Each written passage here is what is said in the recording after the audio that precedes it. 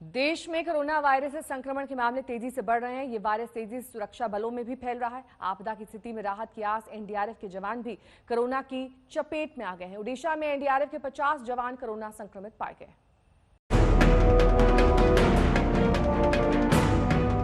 देश में कोरोना महामारी का दायरा लगातार फैलता जा रहा है। किसी भी आपदा में मदद करने वाले जवानों पर भी कोरोना के संक्रमण की मार पड़ रही है। लोगों की जान बचाते बचाते एनडीआरएफ के जवान खुद कोरोना के शिकार हो गए हैं। ओडिशा के कटक में एनडीआरएफ कैंप में 50 जवान कोरोना पॉजिटिव पाए गए हैं।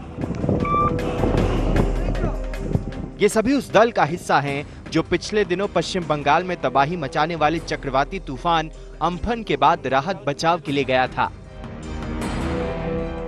राहत कार्य के बाद ओडिशा के कटक में मुंडाली लौटे एनडीआरएफ के 177 जवानों को क्वारंटीन किया गया था। पैरामिलिट्री फोर्स में अब तक 1532 जवान कोरोना संक्रमित हो चुके हैं, जिनमें से 98% ऐसे जवान हैं जिनमें किसी भी तरीके के कोरोना के लक्षण नहीं पाए गए हैं। सरकार इस बात को लेकर के चिंतित है। अब कोरोना संक्रमण को लेकर के इन अर्धसैनिक बलों में कड़े कदम उठाने पड़ेंगे, जिससे कि इसमें ये संक्रमण न फैल सके। कोरोना पॉजिटिव सभी जवान एनडीआरएफ की 3री बटालियन के हैं।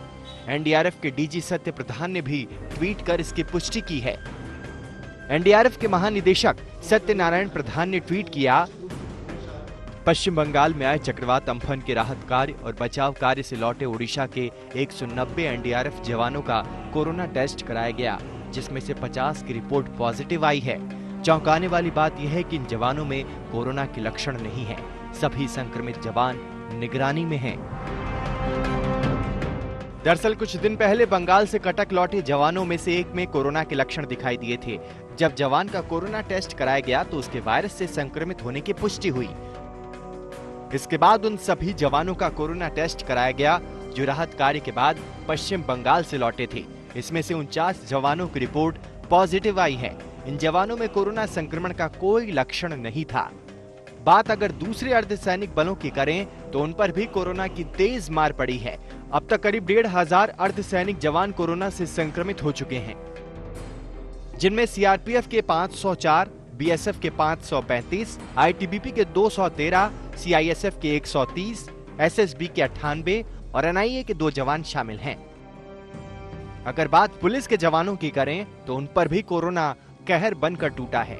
महाराष्ट्र के गृह मंत्री अनिल देशमुख के मुताबिक करीब 3000 पुलिस वाले अब तक कोरोना से संक्रमित हो चुके हैं, जबकि 30 पुलिस वालों की जान जा चुकी है।